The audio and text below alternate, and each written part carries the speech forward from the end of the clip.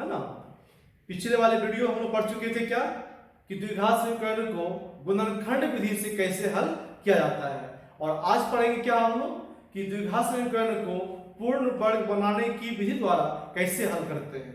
ठीक है, देखते हैं क्वेश्चन।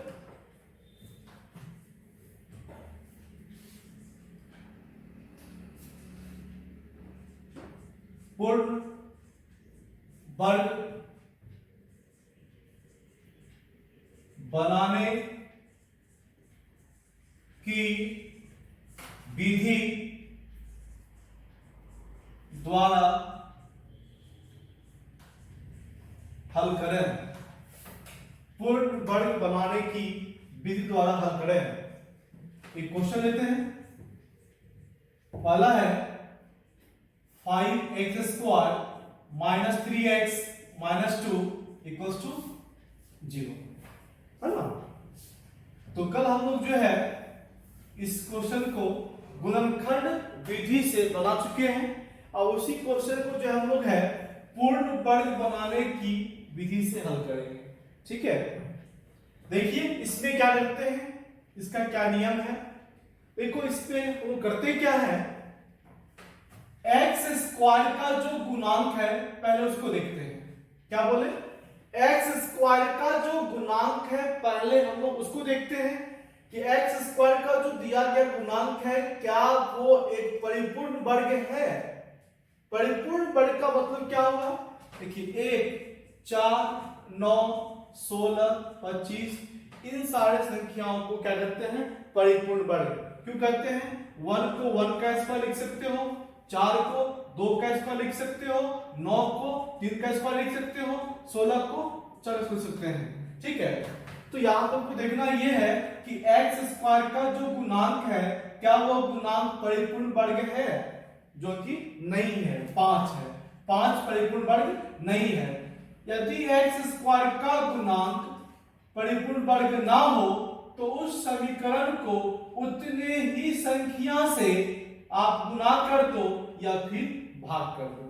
ठीक है, हमने क्या कहा, यदि एक्स स्क्वायर का गुणांक परिपूर्ण वर्ग ना हो तो उस समीकरण को उतने ही संख्या से गुणा कर दो या फिर भाग कर दो। तो यहां पर x कितना है, 5 है, यानी हम क्या करेंगे, इस समीकरण को 5 से गुणा कर देंगे या फिर 5 से भाग कर देंगे। ठीक है, देखो मैं पहले इसको भाग करके बनाता हूं फिर बनाता हूं। दोनों तरफ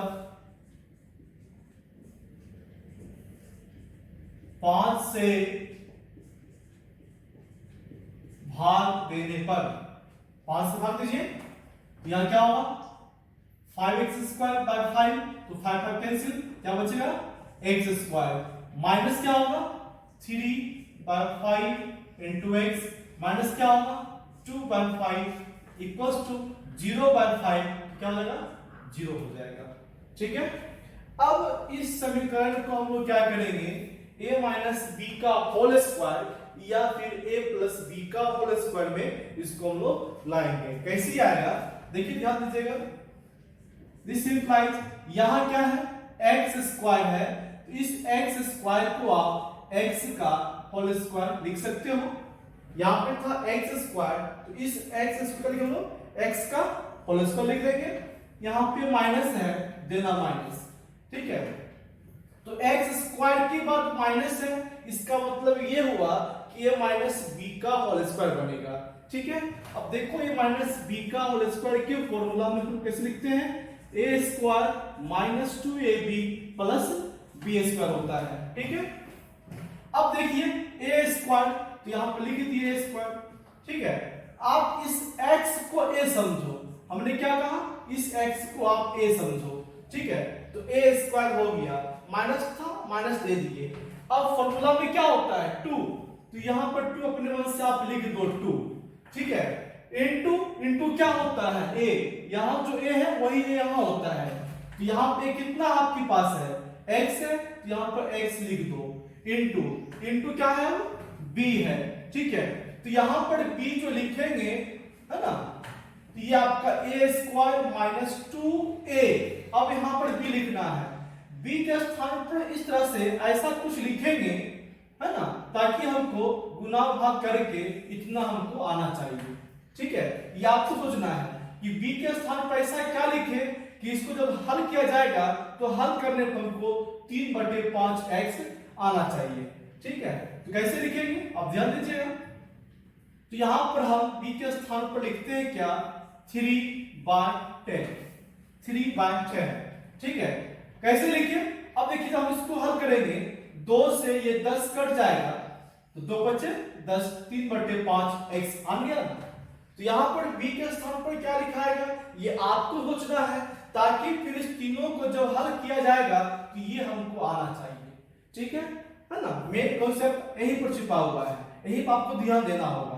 ठीक है, a तो पता है, a लिख देंगे, 2 कहां से आएगा तो 2 फॉर्मूला से आता है, और b आपको सोच लिखना है, ऐसा यहां पर क्या लिखेंगे ताकि फिर इस तीनों को हल करने पर को ये चीज आपको आ जाना चाहिए। ठीक है, अब देखिए a² - 2ab, b के बाद फिर क्या है प्लस b², b तो आप जान चुके हो, b क्या है मेरे पास 3/10, तो प्लस b² हो गया।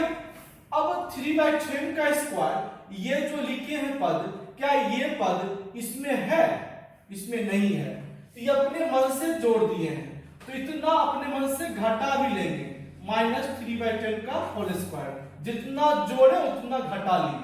ठीक है, अब बच क्या गया है -2/5, तो -2/5 = 0।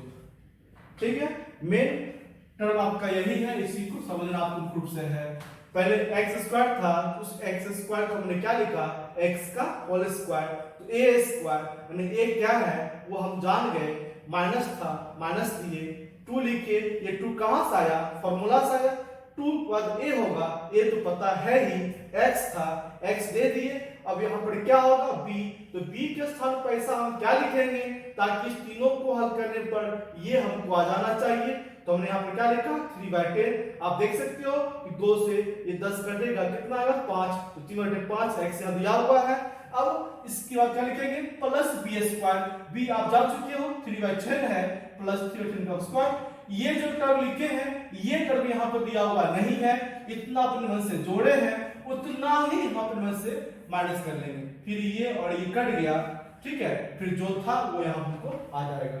ठीक, दिस इंप्लाइज, अब आप गौर कीजिए, यहां से लेकर यहां तक को आप देखेंगे तो आपको ऐसा दिखेगा, आप ध्यान से देखेंगे a² - 2ab + b², इसको हम कह सकते हैं a - b का होल स्क्वायर, मतलब क्या x आपका a, b क्या आपका 3/10, x - 3/10 होल स्क्वायर माइनस, यहां माइनस दे दिए माइनस।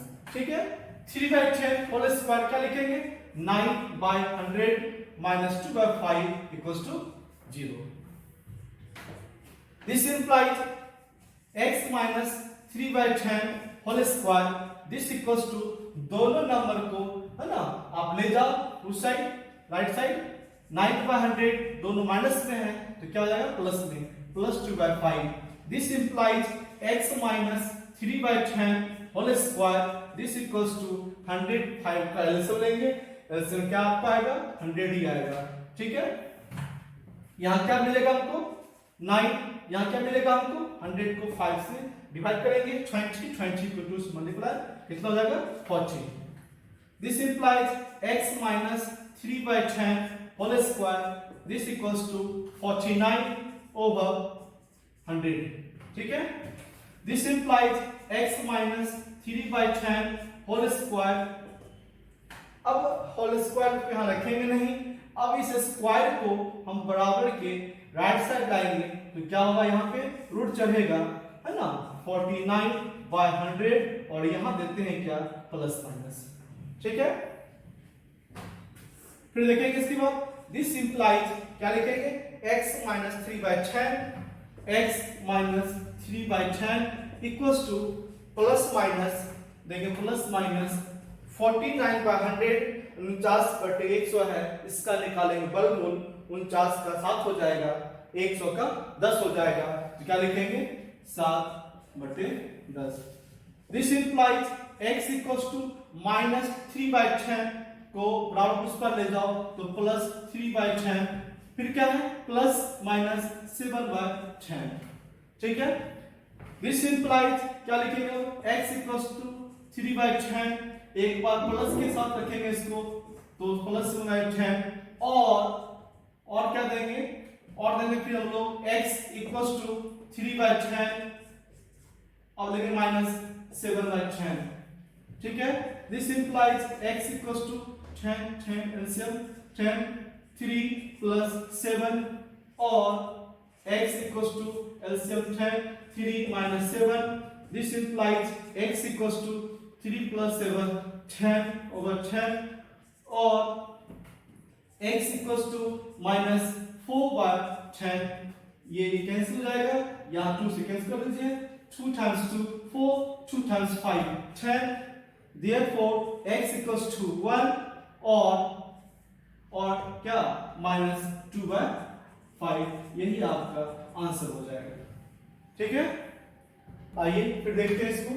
अब हमने कहा था या तो गुना कीजिए तो फिर भाग कीजिए, तो भाग करके हमने देख लिया। अब इसी क्वेश्चन को हम गुना करते हैं, देखते हैं उससे क्या होता है, ठीक है। तो अब लिखते हैं हम क्या, दोनों तरफ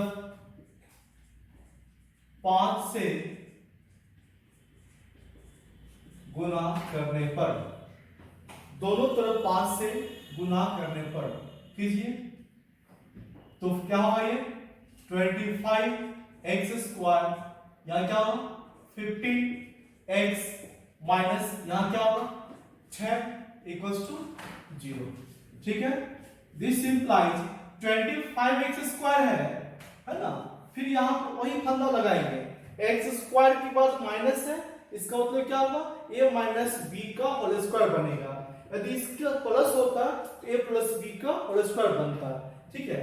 25x का होल स्क्वायर है, इसको आप लिख सकते हो 5x का होल स्क्वायर, माइनस है तो माइनस दे देंगे, तो a²